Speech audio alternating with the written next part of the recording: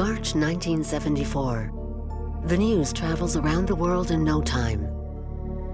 While digging a well not far from a 2,200-year-old mausoleum, Chinese peasants uncover the most amazing ancient treasure trove since Tutankhamun.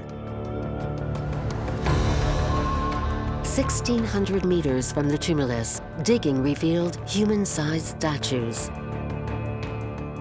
It is the army of the first emperor, Qin Shi Huang, a megalomaniac and fearsome tyrant whose name is forever associated with the unification of ancient China.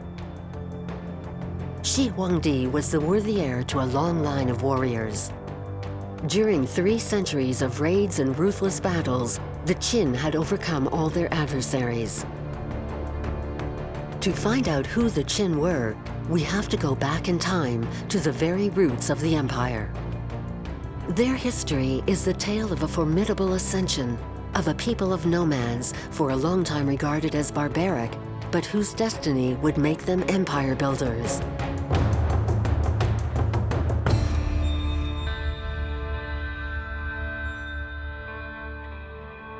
To grasp the power of a nation, we often have to explore its history. China is no exception and has no end of fascinating secrets to reveal. For the first time, the Middle Kingdom is opening its doors for a journey back to the very roots of Chinese civilization.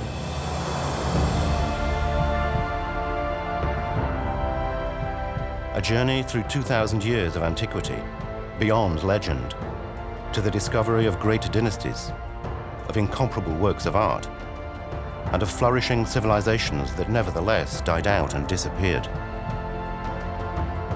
A journey to the heart of an unknown and secretive China, a land of extraordinary colors, heir to a multitude of cultural influences. An odyssey to the sources of a great power born in antiquity.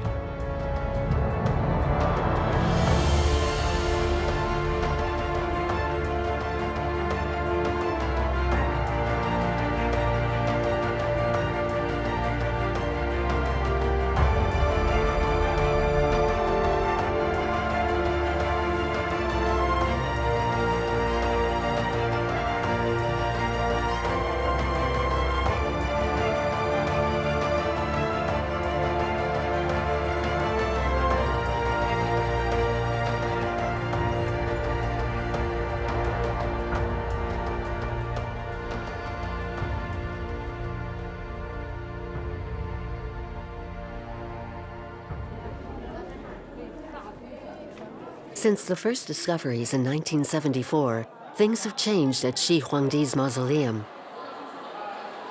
The authorities have covered the site to protect the relics and to receive visitors. Every year, 5 million tourists come from around the world to gaze upon the emperor's army set in stone for eternity. The extraordinary realism of the reproductions and the attention to detail never fail to impress the visitors, stunned by the incredible variety of faces and hairdos. All the statues are 1.80 meters high, but no 2 are alike. Each has its own characteristics. Chubby or skinny, with a beard or without, each soldier has his own personality and expresses his own character. The diversity also reflects the various geographic origins of the combatants. The emperor had succeeded in assimilating the peoples he conquered. His army symbolizes the country's first unification.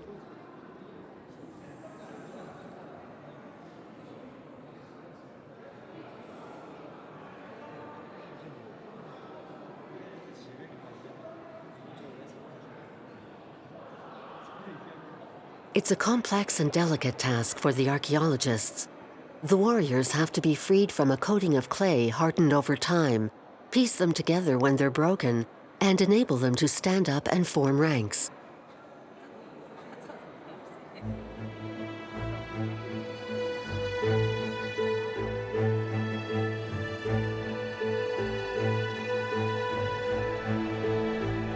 The archaeologists, above all, try to preserve the colors if they have lasted. For another major surprise is that all the statues were painted.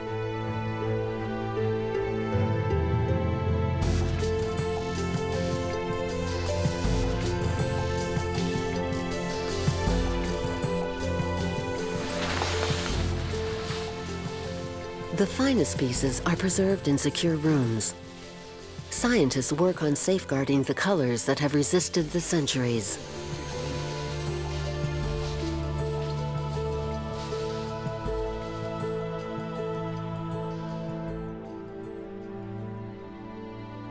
Analysis shows that certain colors were used in great quantities, representing a considerable investment.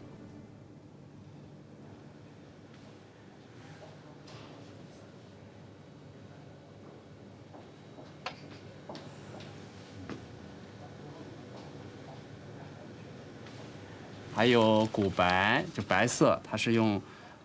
a white pigment obtained from burnt animal bones. At the time, only someone with great power like Shi Huangdi had access to such a multitude of pigments.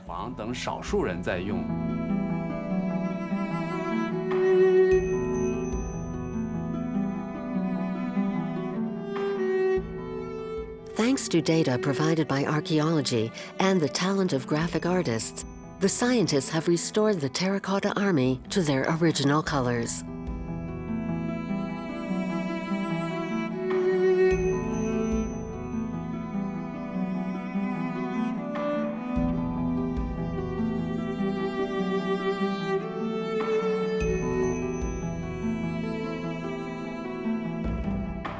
Artists in ancient China used 5 colors: white, black, red, blue, and yellow. They came from different regions and reflected a great diversity of environments and climates. Some scientists believe the use of these pigments showed that Shi Huangdi dominated a vast territory where he could freely exploit every resource.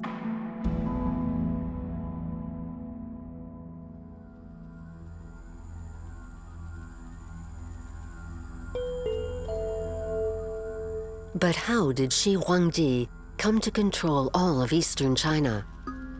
His people, the Qin, underwent an incredible and unpredictable transformation.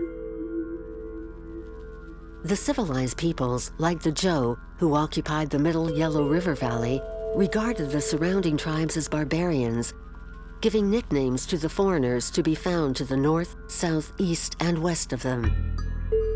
And it was to the west, beyond the boundaries of the civilized kingdoms, that lay the lands of the Qin.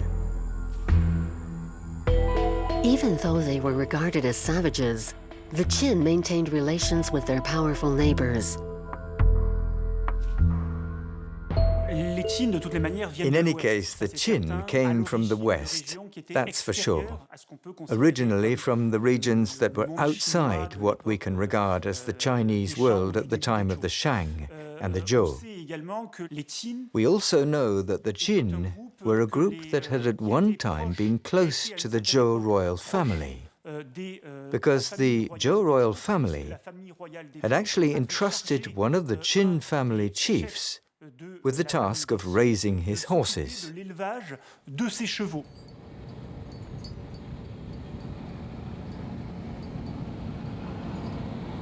In an isolated valley in the Gansu province is a village by the name of Qintingsun. It is said to be the original home of the Qin.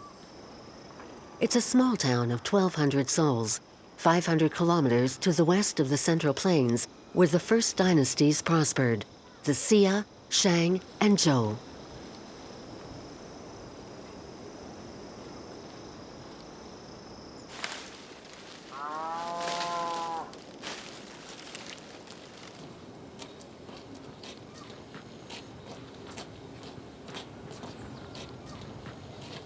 The inhabitants today live from animal husbandry and corn farming.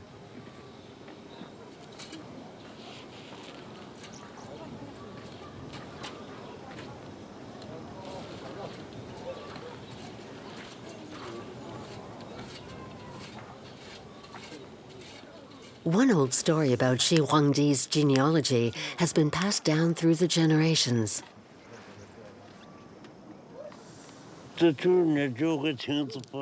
One day, a very old man told me that the ancestors of the first emperor bred horses here.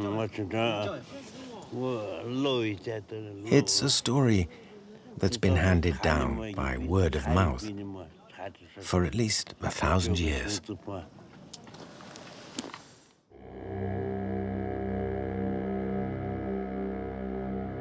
The historical chronicles written by Sima Qian in the 1st century BC confirm the legend. A very long time ago, a man called Fei Tzu became famous for his passion for horses. His dedication was such that he became the best breeder in the region. One day, one of the inhabitants of his village talked to the king about his abilities. The king immediately summoned him to offer him a position. "Will you breed horses for me?" Fei Tzu applied himself to the task so well that the number of horses increased considerably. The king was very satisfied with his services and so gave him the land known by the name of Qin.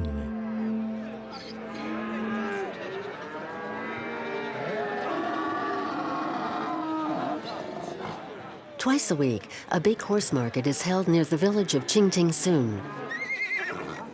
The region is still known for its bloodstock. Buyers and sellers alike flock here as soon as the sun rises.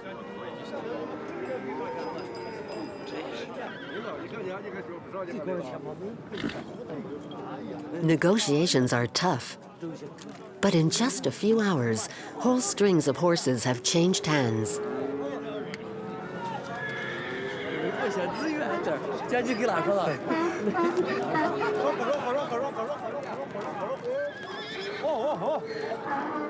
The animals here are hardy, as the land they graze on is rich in minerals.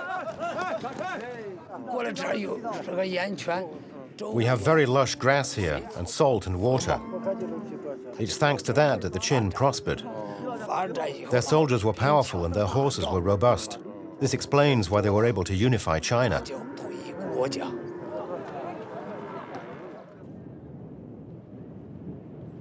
The Qin were originally a nomadic tribe.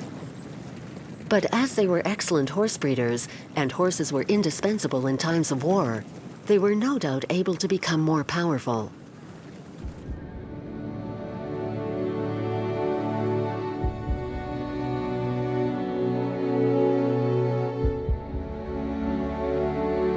The Qin warriors were feared by all their enemies. They adopted certain techniques from some of their neighbors, as revealed by the latest archaeological discoveries.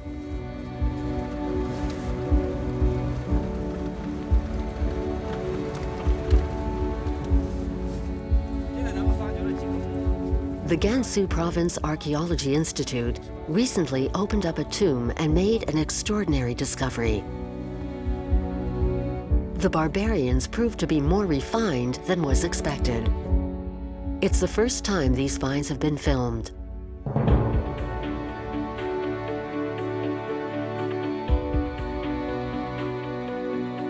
This battle chariot was decoratively covered in precious metals.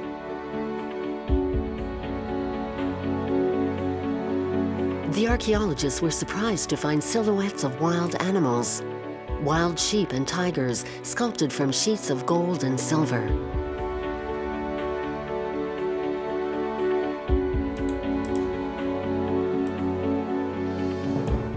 The project leader has reconstructed the chariot using CGI.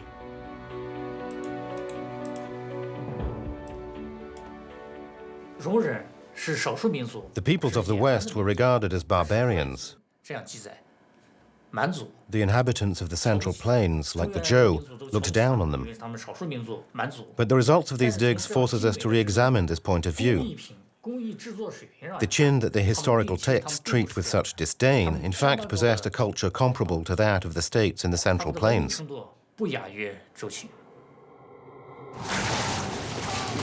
In 770 BC, the kingdom of the Zhou was weakened. Fighting among their vassals was becoming widespread. Everyone wanted more land and power. It was the beginning of almost 500 years of war. The region dominated by the Zhou was divided up into rival states. Alliances were made and broken. In 450 BC, the Warring States period began. 7 major states emerged and finally freed themselves from the Zhou's control. Among them was the Qin. The Qin initially tried to take advantage of the situation, but their offensives to seize neighboring states were unsuccessful. Every attack was repelled.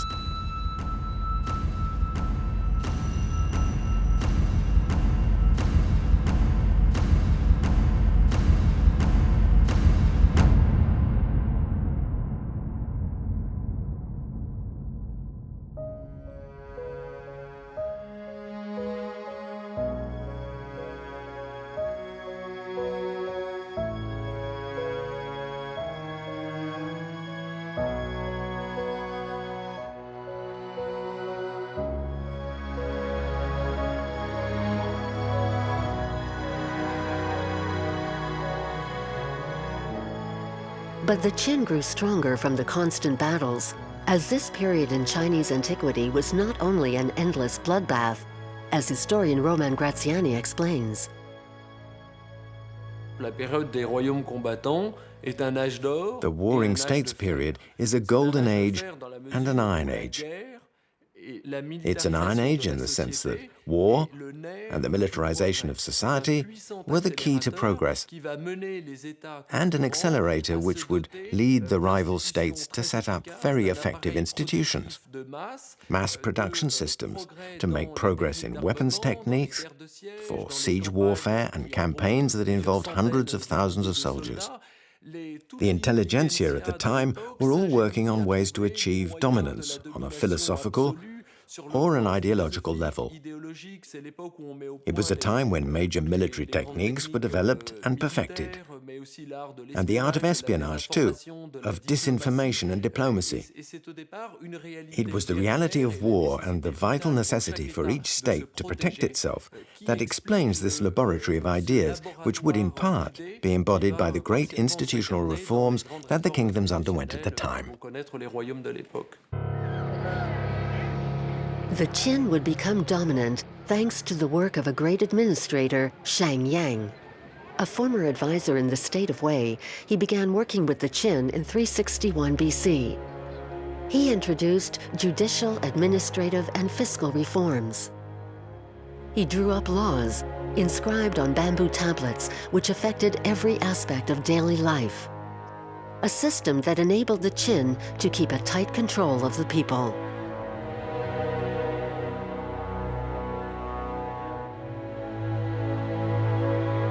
Shang Yang organized the state around a single essential activity: war. Shang Yang brought about a fusion between civil and military institutions. The basic citizen was a peasant soldier who worked in brigades with his companions. And they were also companions in arms when they fought under Qin colors. They cut down the corn in the fields, and they cut down their enemies, according to the same logic. Society itself was entirely subjected to this process of discipline, control, and surveillance, which was based more on martial law than on civil institutions.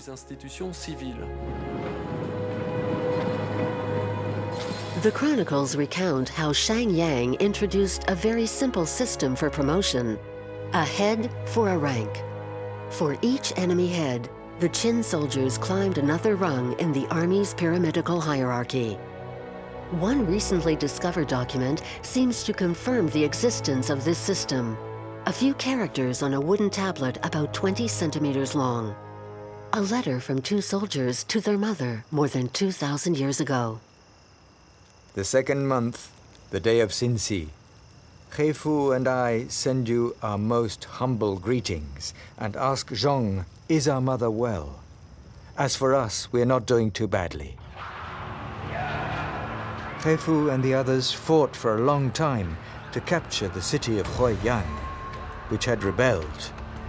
No one knows how many were wounded. When you receive this letter, please reply to tell us if news of our promotion has reached the village. The letter implies a merit system for promotion. Among the Qin, war seems to have been a springboard for social advancement.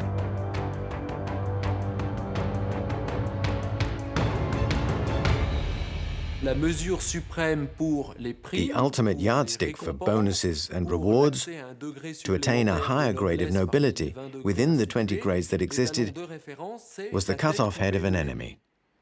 And every measure and degree of merit was calculated in reference to this decapitated head. Forms of pressure and punishment that were applied also took the battlefield as the absolute reference, as if the battlefield were a sort of microcosm which inspired the behavior and sanctions and rewards in a so-called civil society. Thanks to Shenyang, the Qin army was considerably reinforced during the Warring States period. It had heavy and light infantry regiments, cavalry, and an impressive fleet of battle chariots. The Terracotta Army includes 100 chariots whose wooden chassis have rotted over the centuries, but 2 have survived intact. They are bronze replicas. Their discovery has enabled archaeologists to understand every detail of this type of vehicle: the bridles, harnesses, and traction systems. Everything is here, 2,000 years later.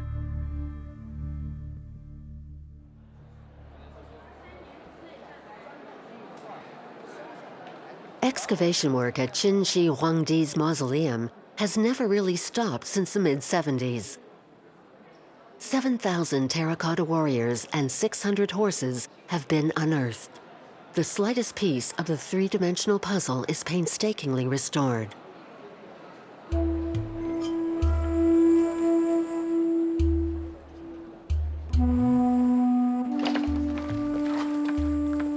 Alongside the troops, archaeologists discovered a veritable armory. They were expecting to find a few spears and arrowheads, but uncovered a much vaster arsenal. Among the weaponry, they found some exceptional armor. No one had seen its like before. It was made of stone. This piece of armor used for a hip is very finely sculpted. It was designed to marry the curves of a human body. Today, using our own technology, it would take more than 100 days to make armor like this.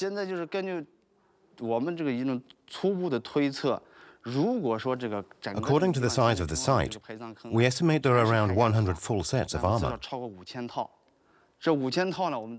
Imagine the work that must have entailed to make it, and how hard it would have been for the workers.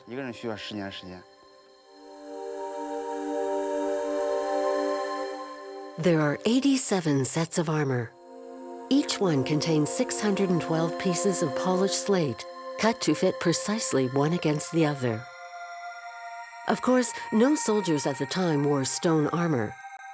The emperor's soldiers were clothed in iron and leather, but the king wanted to be certain that this arsenal would resist the ravages of time and climatic conditions. Only a terracotta army could wear these ceremonial costumes.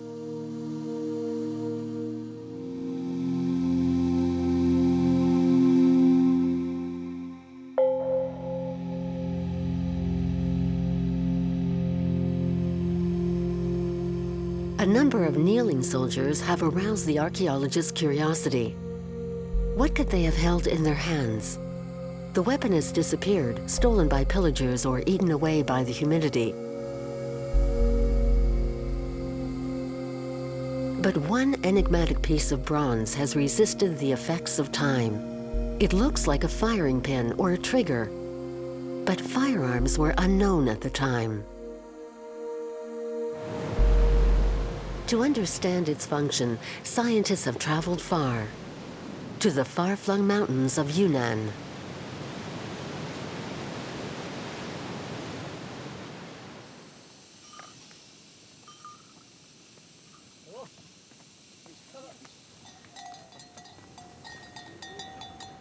It's a 3-hour walk along a steep, winding path to reach the village on the mountainside. It's in this region that the New people live, one of the 56 ethnic groups recognized by the People's Republic.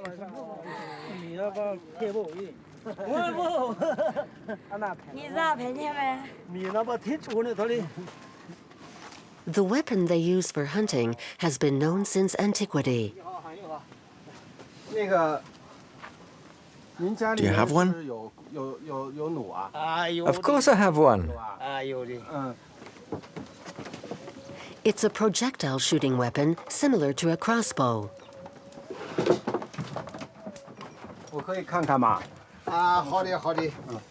We use it for killing birds and bigger animals. The quiver's made from bear fur. A long time ago, it wasn't only used for hunting. The weapon was also used to kill people in battle. For the birds, we use this arrow. For bigger animals, we use this one. We choose the arrow depending on the situation. The bow is made of oak. The trigger is cowbone. The men from the village regularly organize shooting contests. The weapon is easy to use. The string is tightened by a rigid piece similar to the one found during excavations. It's a nut, which holds a string and releases it at the moment of firing. The shooter doesn't have to make a physical effort when he aims, and so gains in accuracy.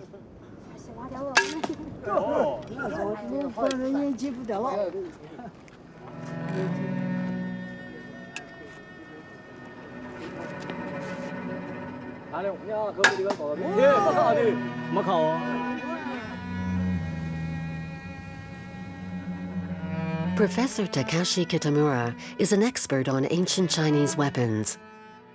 He is reconstructing the crossbow used by Shi Huangdi's soldiers. The Qin had improved the system by making a nut and trigger mechanism from bronze. Originally, the piece had been carved from an animal bone and was relatively fragile. This technological advance allowed the string to be drawn much tighter, and the weapon became more powerful. The arrow is placed in the nut like this. Then the string is tightened against the nut. When the crossbow is ready, you just have to pull the trigger to release the string. The Qin's weapon was very large. It was so powerful that it could pierce armor from a distance of several hundred meters,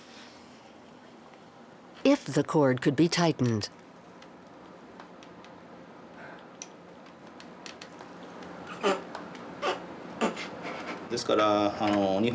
Japan is known for having adopted and adapted certain technologies, but China has been doing this since antiquity. The Chinese borrowed various techniques from ethnic minorities and then considerably improved them.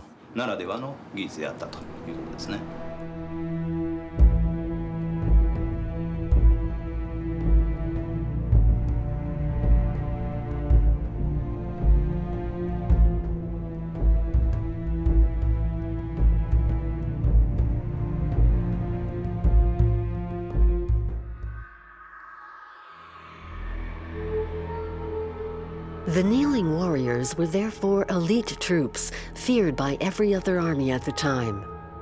Crossbowmen.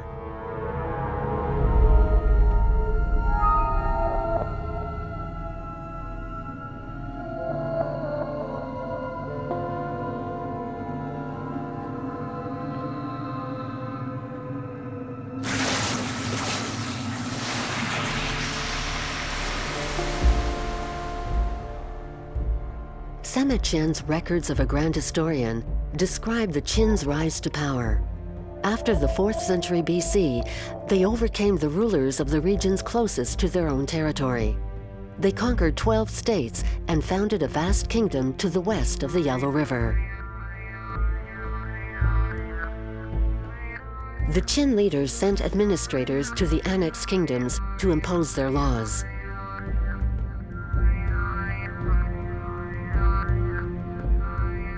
But it was an arduous task, as the conquered populations had cultures far removed from their new masters. In certain regions, there was revolt and rebellion.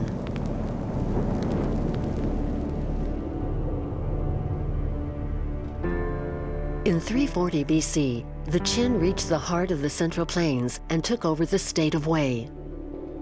In 316, they swept to the south, towards the banks of the Yangtze, and seized control of one of the richest agricultural regions, centered on what is today the Sichuan province, the land of the Ba Shu people.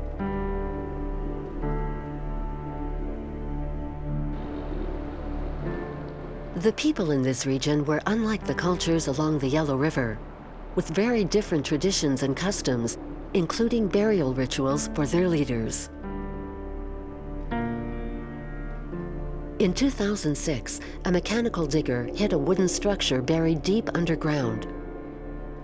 Archaeologists came running to free the monument from the tons of mud that had preserved it. It looked like a tree trunk. All sorts of hypotheses were put forward until a crane opened up the astonishing sarcophagus.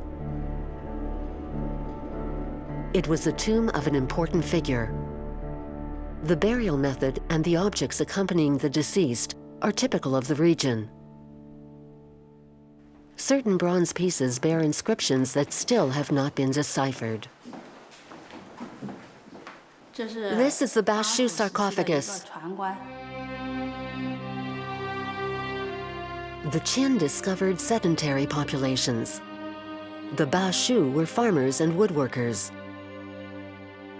They buried their dead in boat-shaped coffins.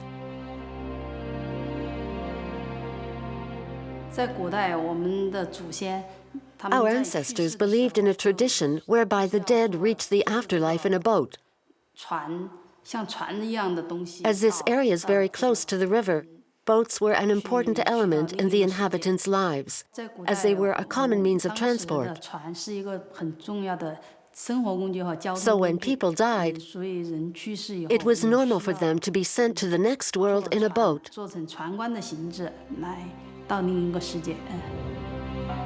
Despite the resistance they met, the Qin continued to advance to the east and the south. In 277 BC, their army swept over the southeast. They invaded another state, until then independent, Chu. Here, too, the Qin administrators had a hard time imposing their laws. The Chu had developed a culture that was very distinct from those born along the banks of the Yellow River. They had notably adopted certain customs from peoples they had conquered, such as shamanism, a practice that still lives on in certain villages in the modern-day Hubei province.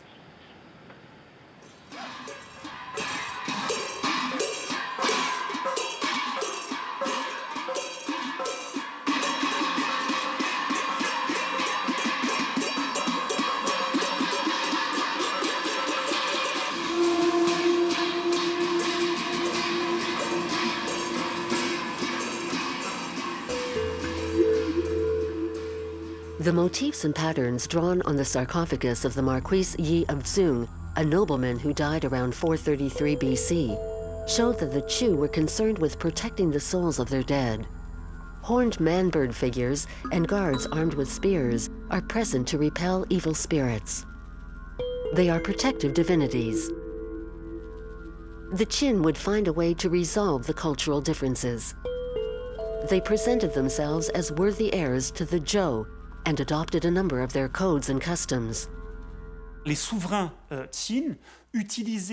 Qin sovereigns used a certain number of words and expressions in their inscriptions that had previously been used by Zhou sovereigns. So at that time, the Qin were determined to see themselves as continuing that Zhou culture, the culture of the Middle Yellow River Valley. In 238 BC, a new Qin sovereign came to the throne. His name, Yongzheng, the future Shi Huangdi. The old Zhou dynasty had by now disappeared. Yongzheng would make his predecessors' dreams of domination come true through the unification of every state. In 237 BC, Yongzheng waged outright war. He beat all his adversaries one by one. By 221, his armies had invaded every rival kingdom. Yongzheng assumed the title of Shi Huangdi, the first emperor. He had achieved the dream of countless Chinese rulers. Le premier empereur, en un sens, The first emperor, in a sense, realized the messianic hopes of several generations of thinkers who had wanted to bring an end to the diversity and plurality that was a constant source of conflict and war. Those who aspired to peace were convinced that peace would only come through the unification of the whole territory. All the thinkers categorically agreed on that, and that unification would be brought about by the actions of one man, of the unique man, the great man, who would appear and put an end to centuries of discord. The emperor made laws, unified weight and measuring systems, revised writing, and created income tax. Along the northern borders, hundreds of thousands of workers began a gigantic task, building a great wall 2,400 kilometers long to link existing fortifications and drive back hordes of invading barbaric horsemen.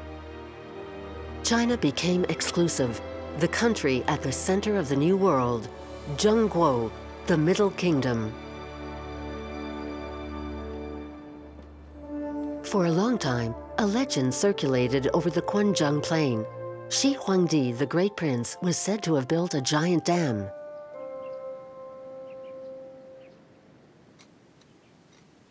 Professor Qing has walked every inch of the plain. He has retraced the course of the river and of time.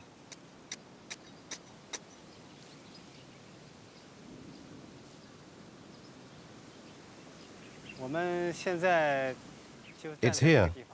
You can see, right here. The structure cuts across the riverbed from one side to the other. And here's the course of the river.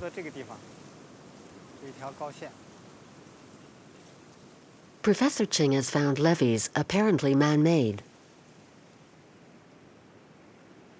The material used to build the mounds was packed earth, and he has no doubt they are 2,000 years old and part of an enormous dam.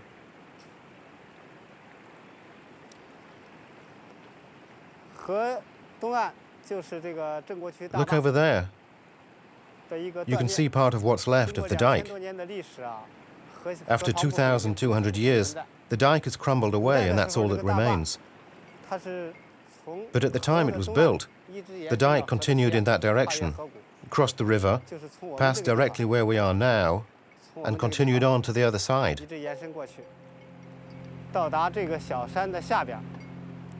In other words, this dike stopped the flow of the river and formed an enormous dam.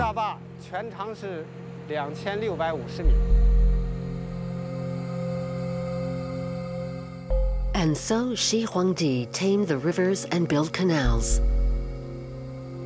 The construction of this dam must have mobilized thousands of workers. The whole thing stretched over 2.5 kilometers and was several tens of meters high. Behind the packed earth levee, a vast lake provided water for irrigating the whole plain.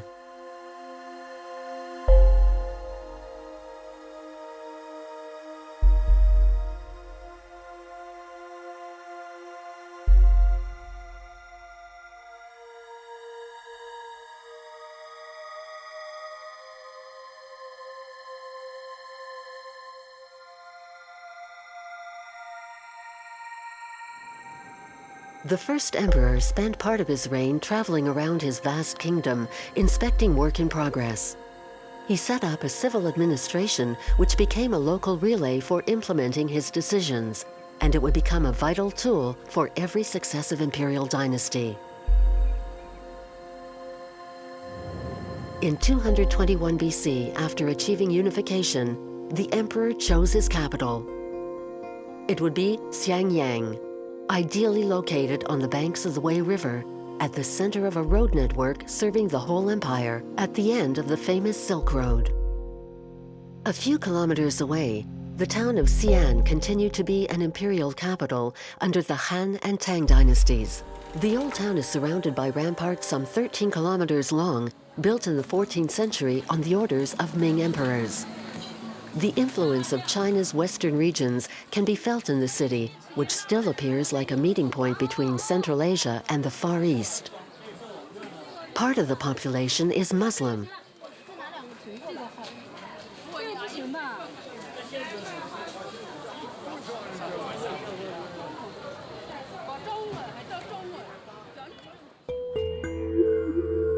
Shi Huangdi didn't choose the site by chance. Its position corresponded to his desire to be at the center of the universe, an obsession which was quite clearly embodied on the ground. It is in the outskirts of the modern city of Xi'an that archaeologists have located Shi Huangdi's palace. The fortunate discovery of 5,000 clay seals on a construction site provided the solution to a mystery that had endured for over 2,000 years.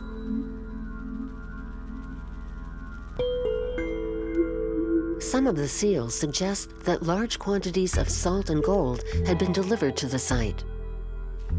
The archaeologists suppose that it must have been a very important place. Semet Chen's chronicles speak of a polar temple. Devoted to a celestial cult, the building is thought to have symbolized the Northern Star. Have the scientists found where the temple was built?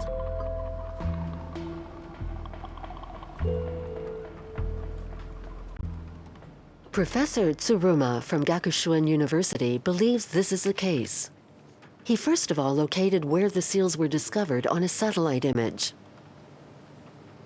It was in the center of the imperial capital's official buildings.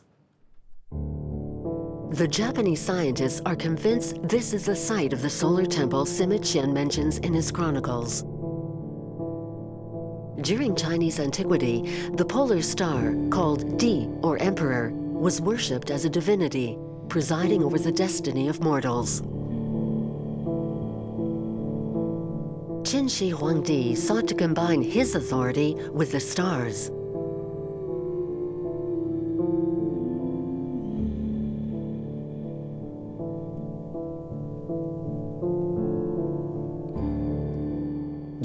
He wanted to place his capital at the center of the world. He was in the process of taking control of a gigantic and diversified region. He couldn't accomplish this only by using force, so he also relied on the celestial authorities. After unification, Shi Huangdi gave up the title of Wang, or king, and took that of Huangdi, or emperor. He even proclaimed himself Shi Huangdi, the first emperor. The title Huangdi comes from the association of the word Huang, which means shining, and the term Di for the North Star. But the Polar Temple is not the only building to refer to the heavens. Professor Tsuruma believes the whole capital was built according to a particular plan, inspired by the heavenly vault.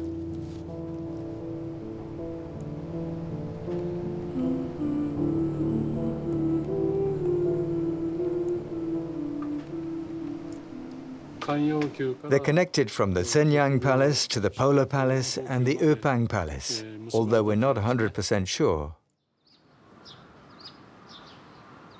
The location illustrated on the satellite photo has to be superimposed over the position of the stars.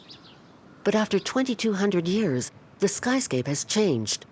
The stars have changed place.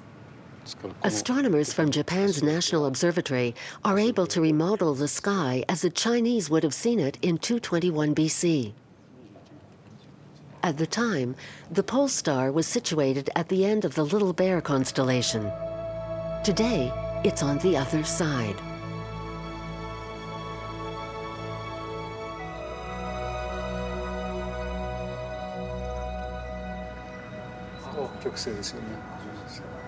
This is the pole star, exactly here. The Milky Way corresponds to the River Wei.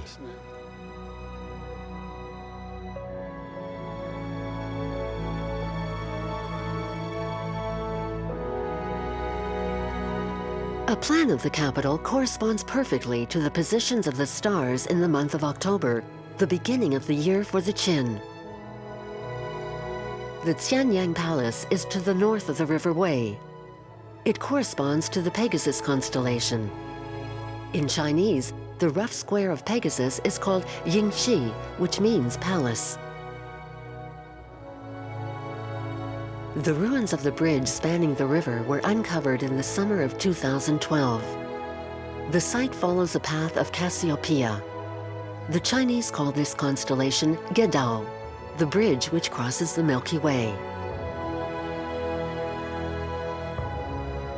The Polar Temple is at the exact point occupied by the North Star at that time. That looks fine. It fits very well like that.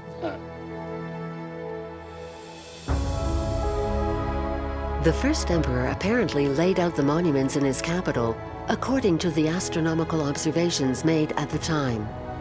The watercourse that crosses the city, the River Wei, symbolizes the Milky Way. Palaces and monuments were built according to the positions of the main constellations.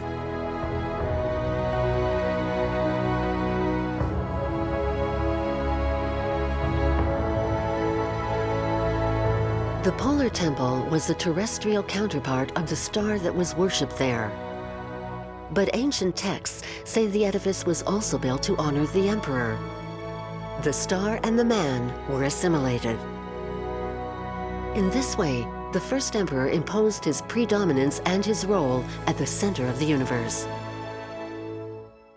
He wanted to become the center of the universe himself by occupying a position as central as the North Star in the skies. That's why he projected the celestial world on the ground, implying that the world he ruled over was identical to the heavenly world. I think he tried to build a nation that revolved entirely around his own person.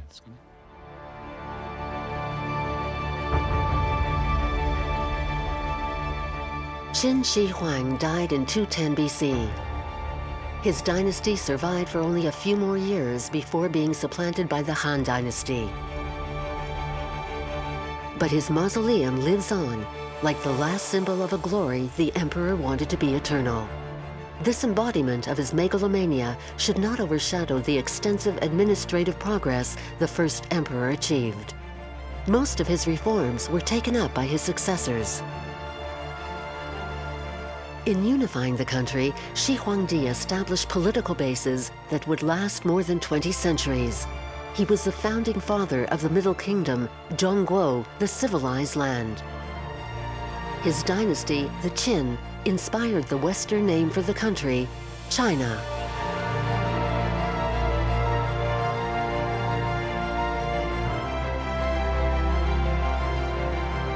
The modern-day Chinese find their roots in this story. Every year, hundreds of thousands of them make the pilgrimage to the summit of Mount Tai, the most venerable of the 5 great mountains. It was here that the emperors paid homage to the heavens. It was also here that Qin Shi Huang had proclaimed the unity of his empire, which, despite the country's cultural differences, constitutes the age-old heritage of the People's Republic of China.